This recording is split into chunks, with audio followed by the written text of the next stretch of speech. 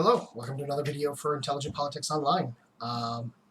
Today I just got a couple of short, quick ones. It's really funny to me, but I just thought this was hilarious. So I looked up synonyms for patriot on Google, and of course you get nationalist, which, yeah, I think that fits. Loyalist definitely fits. Chauvinist. Xenophobe. No. You don't have to be xenophobic to be a patriot. I'm a patriot, and I actually want open borders. I want an easy, I shouldn't say open borders. I don't want true open borders. I want an easier path to citizenship for everybody.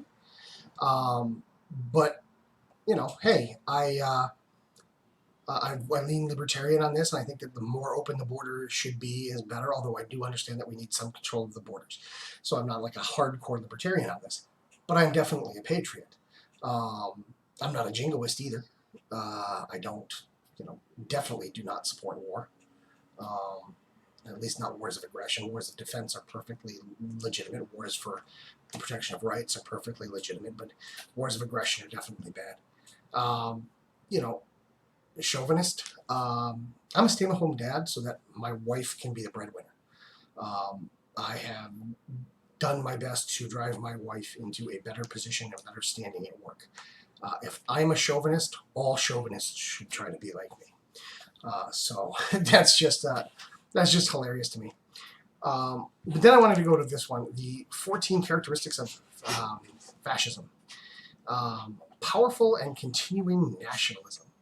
While nationalism is certainly a component, shall we say, of fascism, it is also a component of communism. So nobody would confuse communists with fascists.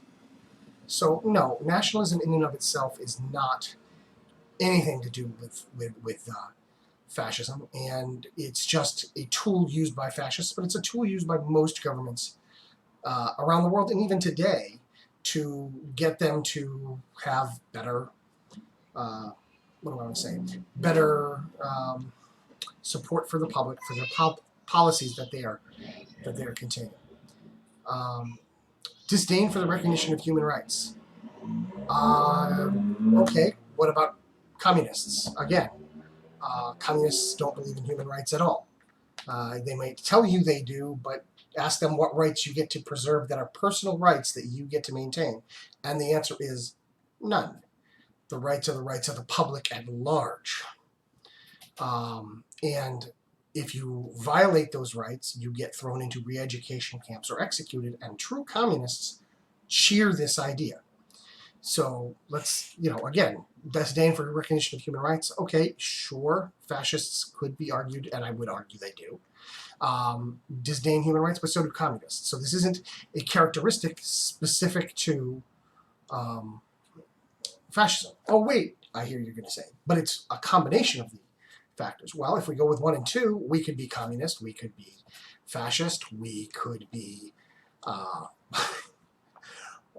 feudal, right? I mean, both of those fit in with feudal society as well.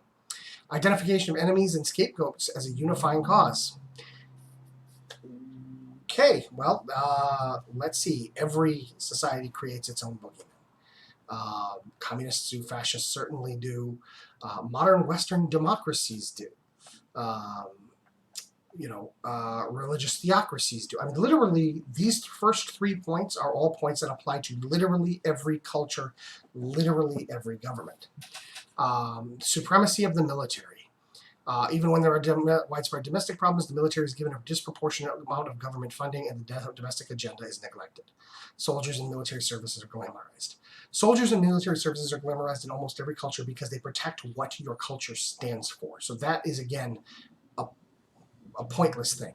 Okay, you might think that your culture doesn't need soldiers, but the minute you have a culture without soldiers, you don't have a culture, because somebody else who does have soldiers and who is jingoistic is going to take over your culture and eradicate it.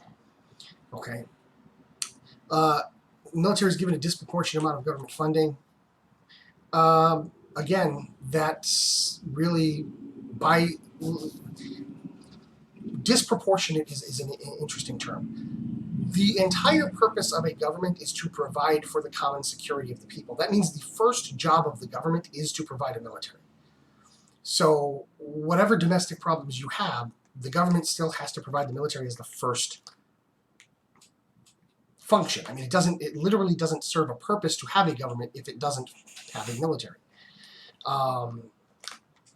So, I mean, you could argue that, yes, that's a component of, but that's also a component of communism, and that was a component of capitalist societies in the West during, liberal democracies in the West during the Cold War, by and large, although Europe was spared much of it for various reasons. Let's see, rampant sexism. No, actually, this one is completely wrong.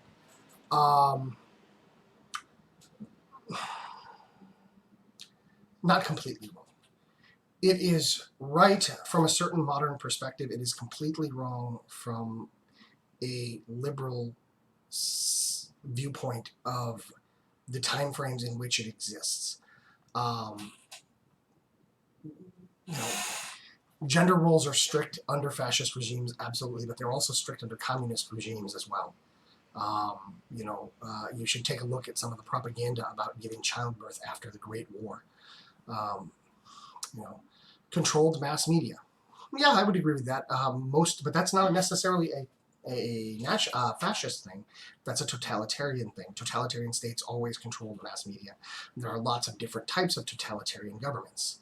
Obsession with national security. Fear is used as a motivational tool by the government over the masses.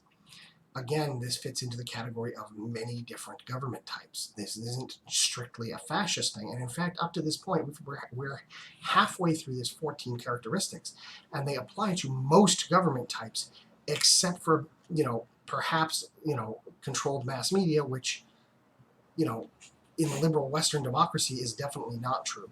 But in any totalitarian state it is. An obsession with national security, well, yes. And the use of fear as a thing is also, again, a totalitarian thing, not necessarily a fascist thing.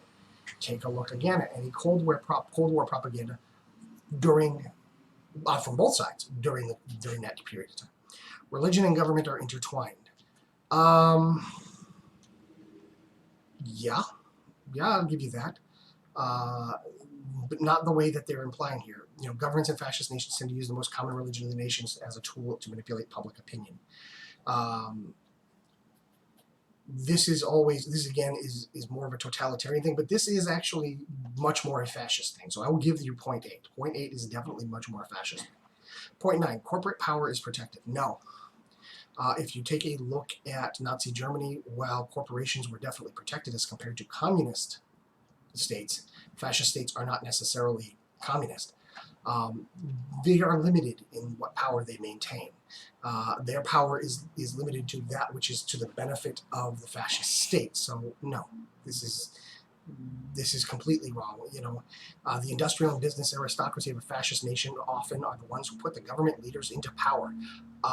No, historically this is wrong. In fact, just take a look at what happened in Germany or in Spain or in Italy, and you know that this is just not the case. Labor power is suppressed because the organizing of labor power is the only real thing to a threat to a fascist government. Wrong. Nazi Germany unionized everybody, and if I remember correctly, so did Italy, but I don't remember Spain. And I could be wrong about Italy. But unions were absolutely everywhere. Labor unions were everywhere. Disdain for the intellectuals and the arts. Wrong again. The Nazis held the arts and intellectuals in very high regard. So did Mussolini, and so did Spain. And so, again, you're just wrong here about what fascism is. Obsession with crime and punishment. Every good government is going to do this to some degree.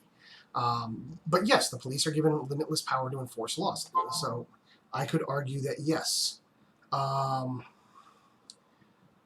this is absolutely the case, that the police are given excessive power in any totalitarian state, but not necessarily just fascist states. The people are willing to overlook this is bullshit. Okay, you need to seriously take a look at what happened in Germany, France, Spain, Italy, and any other totalitarian state where the police are given too much power. The people don't overlook it. Openly, you might overlook it, but privately, you're doing things about it. Rampant cronyism and corruption. That happens in every government. Communists have that problem. Fascists have that problem. In the United States, cronyism is a huge problem. Depending on whether we have Democrats in Congress or Republicans in Congress, we have either a crony socialist state or a crony capitalist state. We really do bounce between the two based on who's in power. And cronyism is a problem, but it's a problem everywhere, not just in fascists. Fraudulent elections. You know, this is, again, true of all totalitarian states.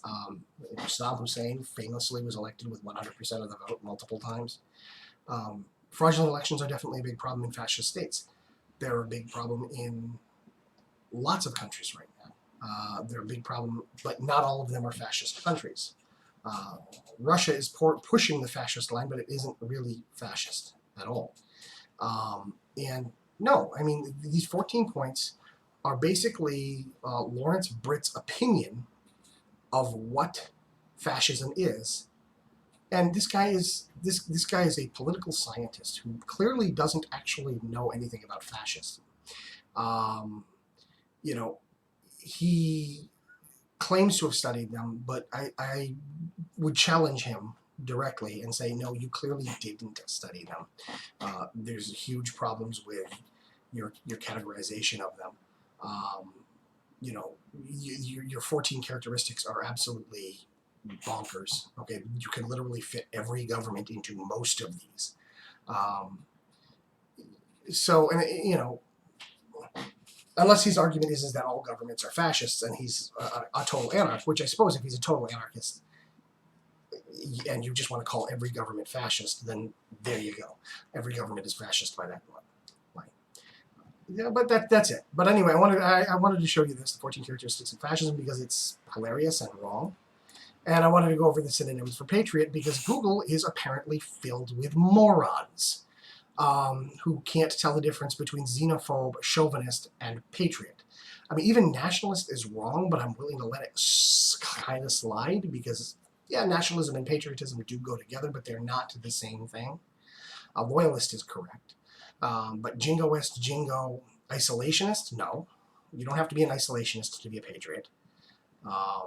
You don't, you know, it's just completely bonkers. Anyway, thanks for watching. Catch you tomorrow, I hope.